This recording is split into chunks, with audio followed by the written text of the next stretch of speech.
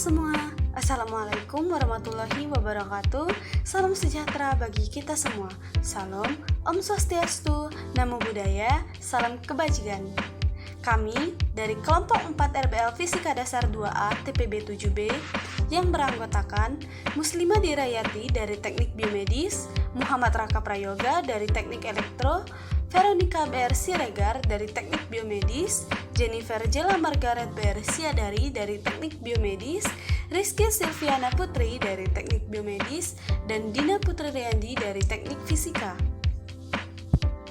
Pada tugas RBL kali ini, kelompok kami mengangkat judul Pengaruh Variasi Jumlah Lilitan, Jumlah Baterai, Jarak Medan Magnet, dan Arah Medan Magnet pada Motor Listrik Sederhana.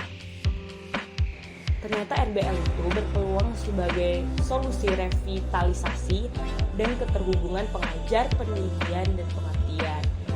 Dan pengertian dari RBL sendiri itu adalah suatu metode pembelajaran baru yang memberikan kesempatan mahasiswanya sendiri untuk dapat belajar dan membangun pengetahuan dari langkah-langkah penelitian, seperti harus mencari informasi, merumuskan hipotesis, mengumpulkan data, menganalisis, membuat kesimpulan, dan menyusun laporan.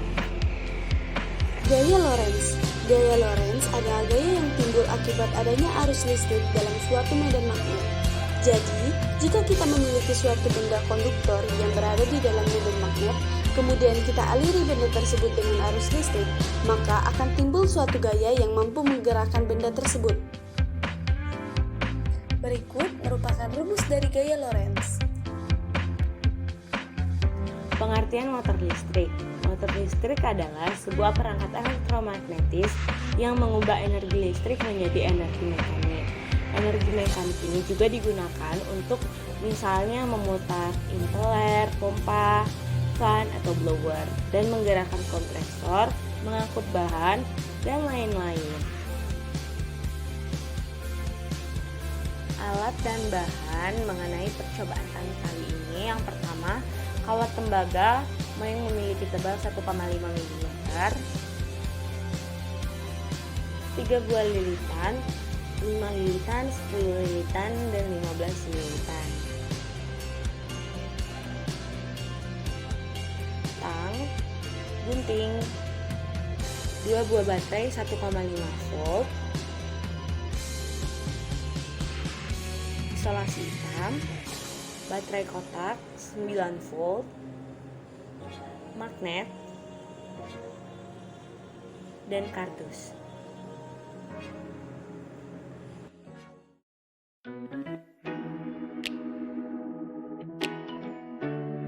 Untuk cara membuat lilitannya, itu kita ambil satu baterai dan kita lilitkan kawat tembaga yang memiliki tebal 1,5 mm. Lalu kita lilitkan sesuai lilitan yang kita inginkan, seperti 5 lilitan, 10 lilitan, ataupun 15 lilitan.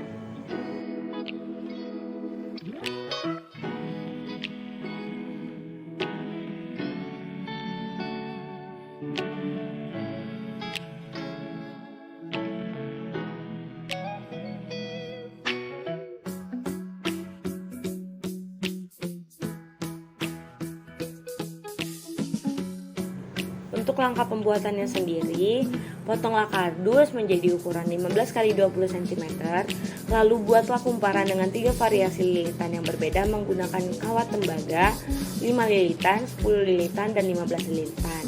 Kemudian, buatlah 2 penyangga yang terbuat dari kawat tembaga dengan cukup tebal, yang mana penyangga tersebut pada sisi yang satu digunakan untuk meletakkan kumparan, dan yang satunya lagi tempat untuk sambungan dari baterai. Kemudian rangkailah susunan antara kawat tembaga yang untuk penyangga, kawat kumparan, dan baterai pada kardus. Terakhir, letakkanlah magnet di bawah kumparan sesuai dengan yang diuji cobakan, dan lakukanlah uji coba dan pastikan apakah kumparan dapat berputar dengan baik sesuai dengan apa yang menjadi tujuan dari percobaan kali ini.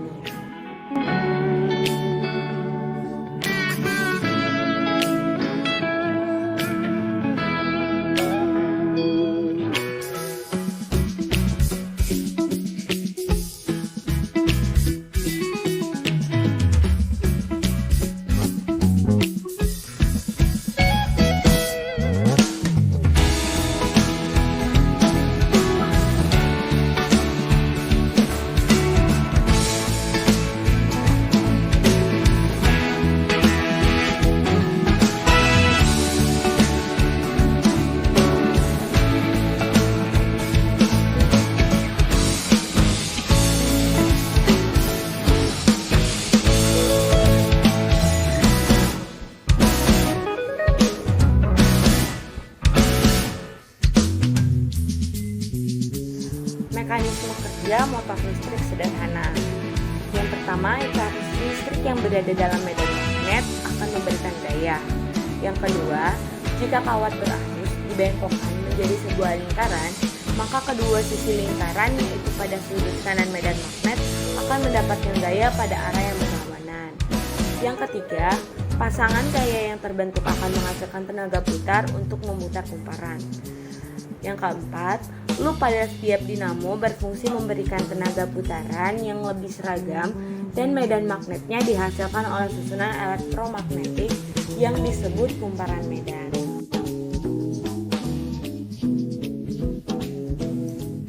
Nah, alat ini memiliki keunikan, diantaranya bentuk alat yang lebih sederhana dan alat tersebut merupakan salah satu penerapan dari motor listrik DC dalam kehidupan sehari-hari.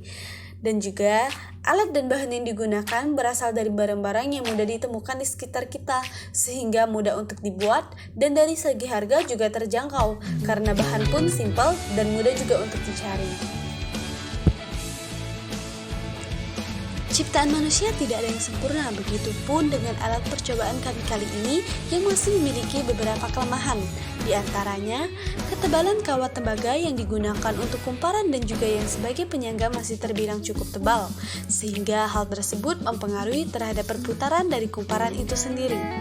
Dan juga diameter kumparan masih terlalu besar, yang mana hal tersebut juga mempengaruhi terhadap perputaran kumparan kawat tembaga itu sendiri.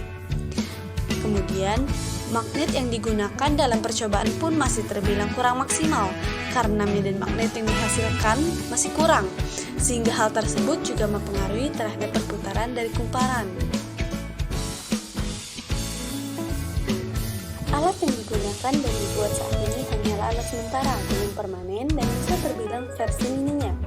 Akan tetapi, apabila dalam jangka waktu kedepannya alat ini dikembangkan kembali dalam segi konsep sekaligus penerapannya untuk menghasilkan hasil yang lebih maksimal, tentunya akan semakin baik dan pastinya akan semakin berguna dalam menjunjung kehidupan sekaligus pekerjaan manusia. Kesimpulan pada percobaan kali ini adalah jumlah baterai menentukan kecepatan kumparan kawat tembaga. Jadi, semakin banyak jumlah baterai yang digunakan, semakin cepat juga kumparan akan berputar. Kemudian, jumlah lilitan menentukan kecepatan kumparan kawat tembaga. Jadi, semakin banyak jumlah lilitan yang digunakan, semakin cepat juga kumparan akan berputar. Dan yang terakhir, arah letak magnet dapat berpengaruh ke putar kawat tembaga. Sekian dari kami, semoga bermanfaat dan terima kasih.